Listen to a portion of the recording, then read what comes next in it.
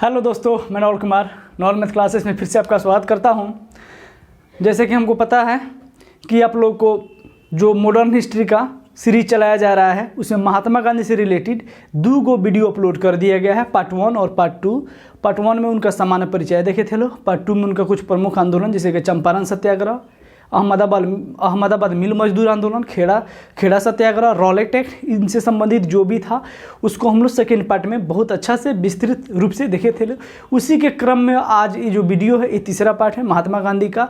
उससे आगे हम लोग इस वीडियो में देखेंगे लोग। एक महत्वपूर्ण जानकारी बता दें कि ये जो वीडियो है सभी कॉम्पिटिटिव एग्जाम के लिए इम्पोर्टेंट है। वो रेलवे हो, चाहे एसएससी हो, आर्मी हो, बिहार पुलिस हो, कोई भी स्टेट पीसीएस का एग्जाम हो, जैसे कि बीपीएससी का एग्जाम होने वाला है उसके लिए तो मोस्ट इम्पोर्टेंट है ये वीडियो, जिससे मॉडर्न हिस्ट्री से बहुत सारा क्वेश्चन बीपीएससी में पूछा जाता है। लगभग मॉडर्न हिस्ट्री से 25 से 30 क्वेश्चन रहता है, 25 क्वेश्चन तो रहता ही रहता है।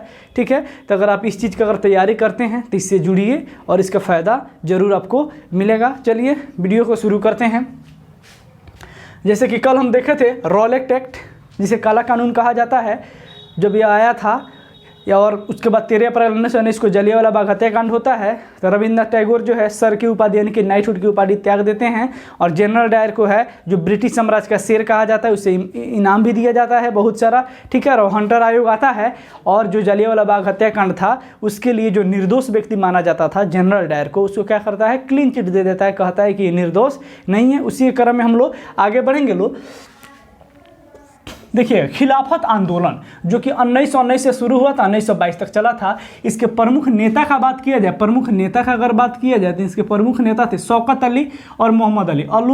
इनको अली बंधु भी कहा जाता है, यानी कि दोनों ही भाई थे, शौकत अली और मोहम्मद अली। देखिए, इसका मुख्य जो कारण था खिलाफत आंदोलन होने का, मुख्य जो कारण था, ये तुर्की खलीफा पद को अंग्रेज समाप्त कर दिए थे। उसको यह चाहते थे कि तुर्की खलीफा को पुनः स्थापित किया जाए। उसी के विरोध में अंग्रेज के खिलाफ जो है ये आंदोलन शुरू किया गया था। तुर्की खलीफा के पद के पुनः स्थापन के लिए जो है या पुनः स्थापना के लिए आंदोलन किया गया था। इसमें महात्मा गांधी भी भाग लिए थे और 23 नवंबर 1919 ईस्वी को दिल्ली में जो है खिलाफत आंदोलन की अध्यक्षता इन्होंने किया था और वहाँ पर भाषण दिए थे। इनका मुख्य उद्देश्य यह था कि जो भारतीय स्वतंत्रता संग्राम है उसकी मुख्य धारा मुसलमानों को जोड़ना। ये भी चाहते थे कि जिस तरह हिंदू बढ़ चढ़कर इसमें भाग ले रहे हैं, मुसलमान भी इसमें बढ़ चढ़कर भाग ले और हमारे देश की आज़ादी में महत्वपूर्ण भूमिका निभाए। ठीक है, तो इसका खिलाफत आंदोलन क्या था 1919 से 1922 इसमें मुख्य कारण क्या था कि तुर्की खलीफा जो होता है मुसलमानों में सबसे श्रेष्ठ पद माना जाता है, मुसलमान लोगों में सबसे श्रेष्ठ पद माना जाता है खलीफा पद, उसकी समाप्ति अंग्रेज कर दिए थे। उसी को ही क्या चाहते थे, पुनः से स्थापित करना चाहते थे। इसी क्रम में हम लोग आगे बढ़ेंगे। लोग असहयोग आंदोलन बार बार क्वेश्चन पूछता है, बहुत इंपॉर्टेंट। असहयोग आंदोलन 19 से 20 में शुरू होता है और 1922 तक क्या चलता है। इसका जो प्रस्ताव है नागपुर कांग्रेस अधिवेशन में, इसको जो है दिसंबर 1920 में इसका प्रस्ताव पारित कर दिया जाता है कि आप जो है खिलाफत आंदोलन को शुरू कीजिए। महात्मा गांधी ने इसको शुरू किया था, खिलाफत असहयोग आंदोलन को शुरू किया था। नागपुर अधिवेशन में इसके जो है प्रस्ताव को पारित कर दिया गया था।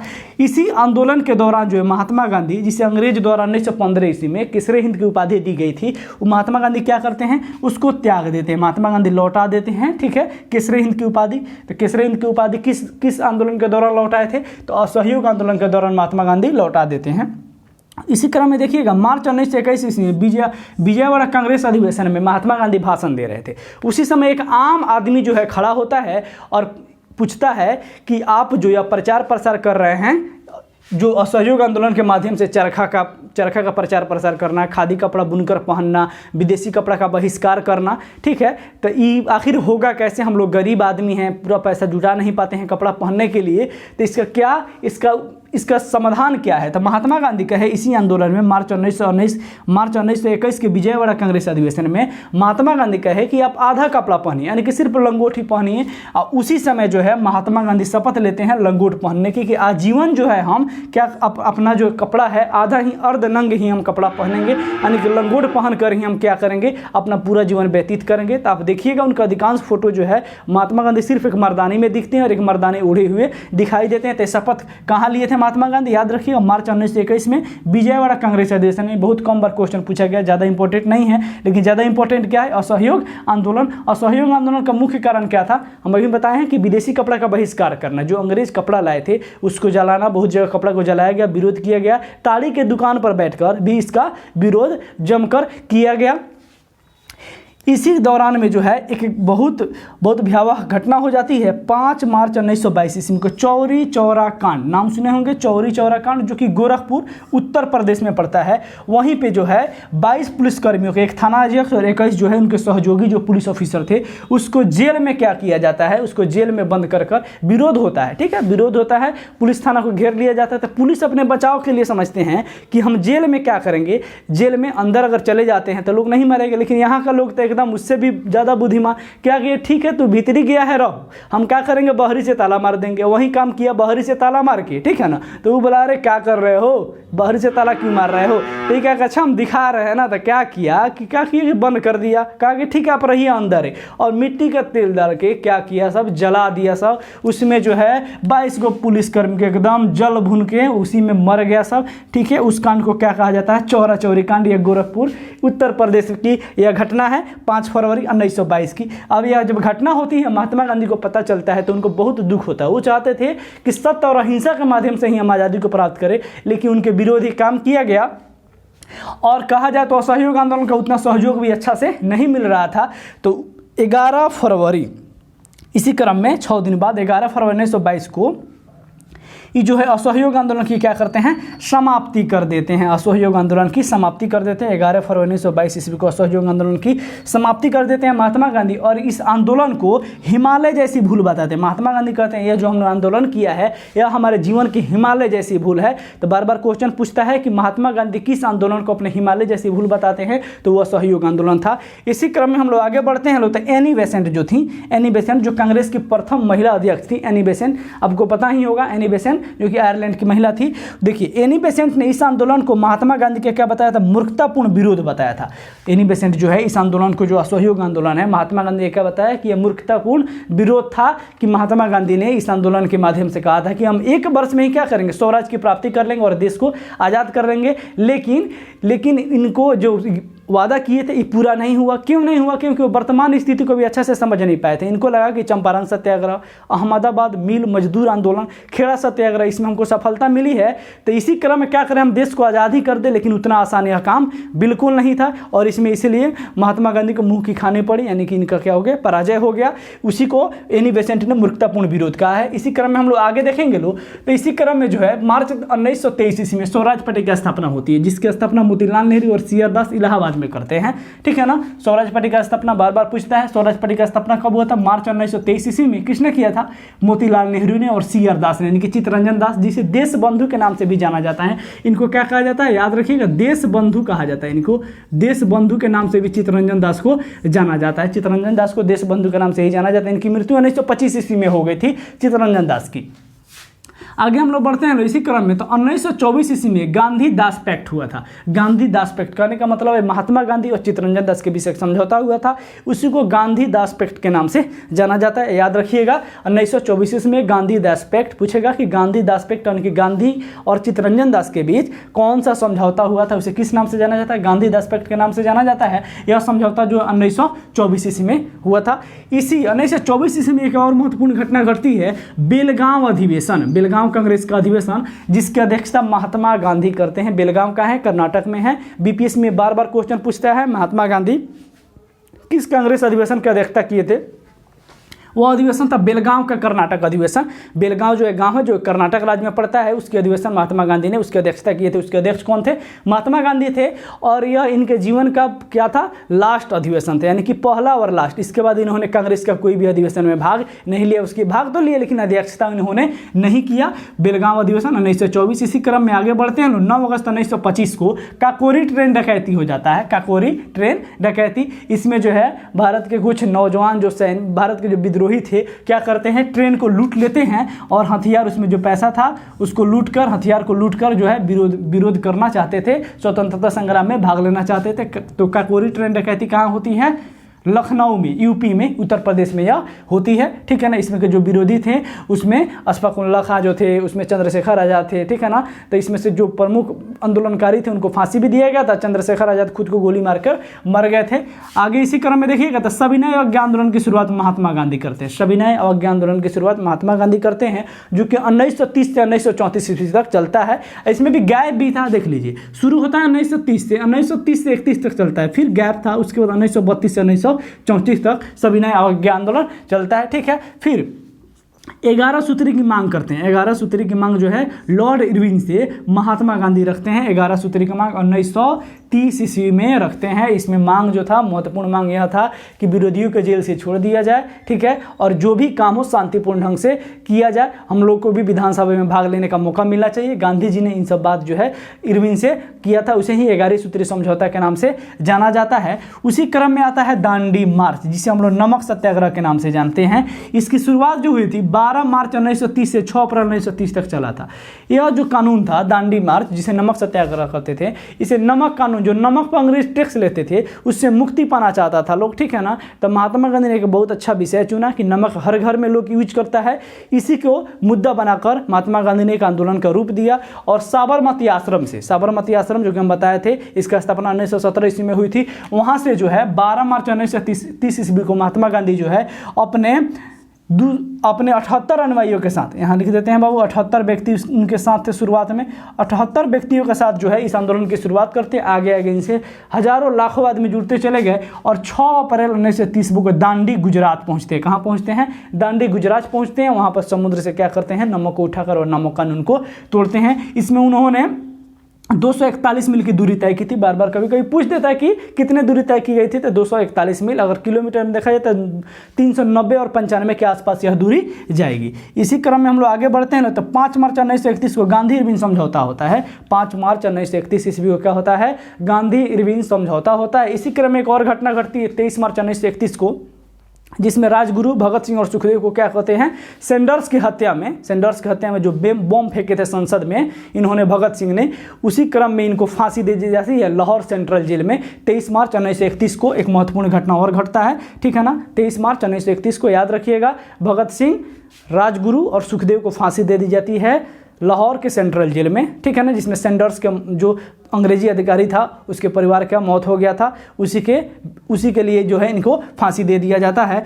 आगे देखिएगा, गोलमेज सम्मेलन होता है। 3 गोलमेज सम्मेलन होता है लंदन में, ठीक है ना। एक होता है 1930 में, एक होता है 1931 में, एक होता है 1932 में। तो कांग्रेस के तरफ से मात्र एक बार ही जो है महात्मा गांधी ने सेकेंड गोलमेज यानी कि द्वितीय सम्मेलन में जो गांधी जी ने भाग लेने के लिए लंदन गए थे। तो बार बार क्वेश्चन पूछता है महात्मा गांधी ने किस गोलमेज सम्मेलन में भाग लिया था? द्वितीय गोलमेज सम्मेलन में भाग लिया था। गोलमेज कहने का मतलब बाबू कि गोल मेज एगो होता था, उसके आरे पास जो भी अधिकारी थे उसके चारों तरफ क्या करते थे? चेयर लगा के बैठते थे और वार्तालाप होता था, इसीलिए इसका नाम पड़ा गया था गोलमेज सम्मेलन। यहाँ से एक और क्वेश्चन बनता है कि किस तीनों गोलमेज सम्मेलन में किस व्यक्ति ने भाग लिया था? वो थे भीमराव अंबेडकर, जो कि अनुसूचित जनजाति के लिए लड़ते थे, उनका सपोर्ट करते थे, ठीक है ना। भीमराव अंबेडकर जो है तीनों गोलमेज सम्मेलन में भाग लिए थे, जो कि 1930 ईस्वी में प्रथम गोलमेज सम्मेलन, 1931 ईस्वी में द्वितीय गोलमेज सम्मेलन और 1932 ईस्वी में हुआ था तृतीय गोलमेज सम्मेलन हुआ था। और कांग्रेस ने किस गोलमेज सम्मेलन में भाग लिया था? द्वितीय गोलमेज सम्मेलन में भाग लिया था। किसने अध्यक्षता की थी? महात्मा गांधी ने अध्यक्षता की थी। तो यह क्वेश्चन आपसे यहां से बन जाना चाहिए। इसी क्रम में हम लोग आगे देखते हैं लोग, तो 23 सितंबर 1932 ईस्वी को पुन्ना पैक्ट होता है, यानी कि पुन्ना समझौता के नाम से जाना जाता है, जो कि महाराष्ट्र में यरवादा जेल में होता है। पुन्ना कहाँ है? पुणे जो पड़ता है महाराष्ट्र में पड़ता है। और यह जो समझौता हुआ था यरवादा जेल में हुआ था। महात्मा गांधी यरवादा जेल में थे। उसी समय जो है भूख हड़ताल करते हैं महात्मा गांधी, और जो है महात्मा गांधी जो है भीमराव से क्या करते हैं? समझौता करते हैं। गांधी और भीमराव अंबेडकर के बीच जो है, गांधी वर्सेस भीमराव, इनके बीच जो है पुन्ना समझौता होता है, पुन्ना पैक्ट होता है। बार बार क्वेश्चन पूछता है पुन्ना समझौता किनके बीच हुआ था? पुणे समझौता या पुन्ना पैक्ट? गांधी और भीमराव अंबेडकर के बीच हुआ था। कब हुआ था? याद रखिएगा लो, 24 सितंबर 1932 ईस्वी को यरवादा जेल में हुआ था। यरवादा जेल में उसमें जो है 71 जो आरक्षित सीट था उसको बढ़ाकर कितना कर दिया गया? 148 कर दिया गया। एक जो 71 आरक्षित सीट था जनजाति के लिए, अनुसूचित जाति और जनजाति जाति के लिए, उसको बढ़ाकर कितना कर दिया गया 148 बार बार क्वेश्चन पूछता है। उसी क्रम में हम लोग आगे बढ़ते हैं लोग, तो 1933 ईस्वी में जो है हरिजन नामक पत्रिका की स्थापना महात्मा गांधी करते हैं। ठीक है, हरिजन नामक पत्रिका की स्थापना, देखिए पत्रिका हो गया और इनकी प्रमुख उपाधियां हो गया, इसको हम लोग एक वीडियो में है कलेक्ट करके ऑब्जेक्टिव फॉर्म में उसको हम लोग देख लेंगे लोग। ठीक है ना, यहाँ सिर्फ याद रखिए कि हरिजन नामक पत्रिका की स्थापना किसने किया था, महात्मा गांधी ने 1933 ईस्वी में। इनके द्वारा बहुत सारे पत्रिका और अखबार लिखे गए हैं, हम उसको एक वीडियो में कलेक्ट करके उनके जो उपाधियां दिया गया प्रमुख उपाधियां महात्मा गांधी को, इसके अलावा जो भी जो प्रीवियस ईयर क्वेश्चन है उसको हम एक वीडियो में क्या करेंगे, उसको एक वीडियो में इकट्ठा करके हम आपको बता देंगे। 1933 ईस्वी में हरिजन नामक पत्रिका का स्थापना। आगे बढ़ेंगे हम तो 1939 ईस्वी में क्या होता है, द्वितीय विश्व युद्ध की शुरुआत हो जाती है। द्वितीय विश्व युद्ध की शुरुआत हो जाती है 1939 ईस्वी में, जो कि 1945 ईस्वी तक चलता है। आगे बढ़ेंगे तो इसी क्रम में 11 अक्टूबर 1940 ईस्वी को व्यक्तिगत सत्याग्रह आंदोलन की शुरुआत होती है। इसको दिल्ली चलो सत्याग्रह के नाम से भी जानते हैं, दिल्ली चलो के नाम से जानते हैं, क्योंकि इसमें प्रमुख नारा क्या था, दिल्ली चलो का नारा इसमें दिया गया था 11 अक्टूबर 1940 को। अब प्रथम सत्याग्रही कौन थे, विनोबा भावे। बार बार क्वेश्चन पूछता है कि व्यक्तिगत सत्याग्रह आंदोलन में प्रथम सत्याग्रही कौन थे, विनोबा भावे। और द्वितीय सत्याग्रही कौन थे, दूसरे सत्याग्रही कौन थे, वो थे पंडित जवाहरलाल नेहरू। इसमें क्या किया जाता था कि एक निश्चित जगह पर यानी कि चौराहा पर क्या किया जाता था, विरोध करके और अपनी गिरफ्तारी दिया जाता था। अंग्रेजों के खिलाफ विद्रोह करके जो क्या किया जाता था, गिरफ्तारी दिया जाता था। इसमें सर्वप्रथम गिरफ्तारी किसने दिया था, विनोबा भावे ने दिया था। दूसरे व्यक्ति कौन थे, पंडित जवाहरलाल नेहरू थे। देखिए यहाँ पर जगह नहीं है, इसीलिए इससे संबंधित कुछ एक दो और पॉइंट है उसको हमने यहाँ कलेक्ट किया है। यहाँ देख लीजिएगा, 8 अगस्त 1942 ईस्वी को भारत छोड़ो आंदोलन की शुरुआत होती है। भारत छोड़ो आंदोलन की शुरुआत महात्मा गांधी करते हैं। उसके बाद इसी क्रम में हम आगे बढ़ेंगे तो इनकी मृत्यु का बात किया जाए, महात्मा गांधी का था 30 जनवरी 1948 ईस्वी को 78 वर्ष की आयु में। कितने वर्ष की आयु में बाबू, 78 वर्ष की आयु में बिरला हाउस नई दिल्ली में शाम के समय जब महात्मा गांधी क्या करते हैं, वहाँ प्रार्थना करने जाते थे, वहाँ घूमने जाते थे, बैठते थे थोड़ा देर जाकर वहाँ पर, वहीं पर क्या होती है,